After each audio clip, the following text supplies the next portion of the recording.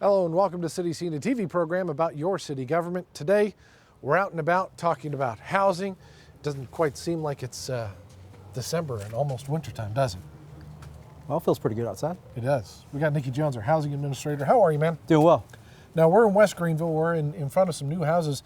You know, when I came back to the city about almost 10 years ago, this area of West Greenville looked completely different. It did. It did. It's amazing what work the office that you're in now it has done through here. We'll talk about that in just a bit. But first of all, you guys have an actual, what is it, an action plan, an annual action plan that you do? That's correct. It's an annual action plan. It's a budget of sorts.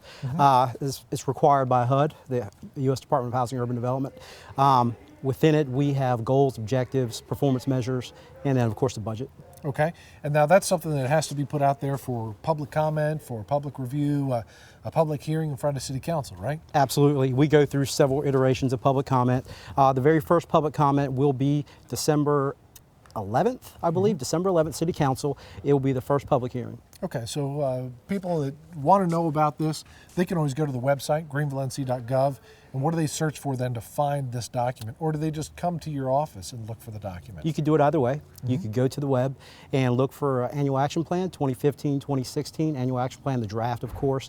The first public comment period, we will just be taking comments on what you think. You know, what do you think should be in the Annual Action Plan? Do you have any ideas, projects, things of that nature? Now, when you're talking about that, though, and you're talking about budgets and spending money, there are specific types of things and programs, I imagine, that the money that's coming from the federal government has to be spent on. So it just can't be, I want to have, I don't know, anything. A greenway. No. No parks with this money. Exactly. Yes, you're right. So this money is budgeted for people of low to moderate income. That means 80% or below area median income. So kind of put it in perspective, for a family of one, we're talking like $30,000. So it's this is all for housing, affordable housing. Affordable housing, infrastructure, economic development, even economic development, public infrastructure, public facilities. There's a lot of things that we can do with our federal dollars, but has to be specifically for low to moderate income people. Okay. Now, as we look up and down the street, you see a whole bunch of houses that are very nice, very new.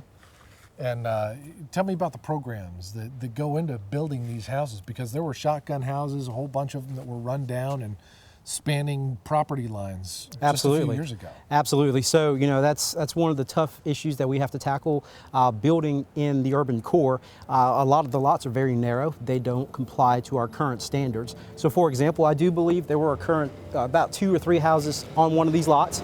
And then, so what we'd have to do is acquire the property, recombine the property, and then build new. So what we've done here is we've partnered with a CHODO, a community housing development organization, to build this house for affordable housing purposes. Now, the city has done some of these houses on their own, but I guess you guys are finding that there are some great opportunities to work with these CHODOs to help make this stuff happen. Absolutely. So it's just not the city doing all the work. We're actually, partnering up. I think the best bang for our buck. Okay. So a house like this, it's a beautiful house. It is. And you guys have programs then that help folks with the low to moderate income. That's correct. Get into and afford a house like this, right? Absolutely. So we have down payment assistance, which is probably one of the biggest equalizers for as far as low to moderate income people. Right. That's essentially 10% of your down payment. That's great. And it's not just a matter of getting these folks who would normally not be able to afford a house like this. You're giving them some help like that, but you're also teaching them about how to have a house like this, right? That's correct. So we have home buyer assistance, home buyer education. Matter of fact, we have our home ownership workshop Saturday, December 13th. Getting my dates mixed up here. That's okay. 8:30 to 4:30 at the Cupola building. What is it, United Way? Yeah. That's right, Taft office building. That's correct. That's correct. Gorgeous old building. It is. That was renovated by the Taft office folks, and that's a good place to be. Now, you mentioned that one opportunity, but you guys, this is something you do from time to time, so it's not just a one-shot deal. You offer this kind of education all the time. On a quarterly basis, that's correct.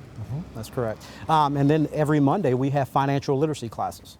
Well, not every Monday. The first Monday of every month we have financial literacy classes. What happens in a class like that?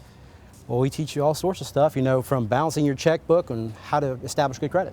That's pretty good. Yeah. So you're not only helping people afford a house like this, you're teaching them how to continue to afford it and how to keep a house like this. Sustainability, that's correct. Sustainability, I like that. That's loud, huh? That's good stuff. That was a loud truck.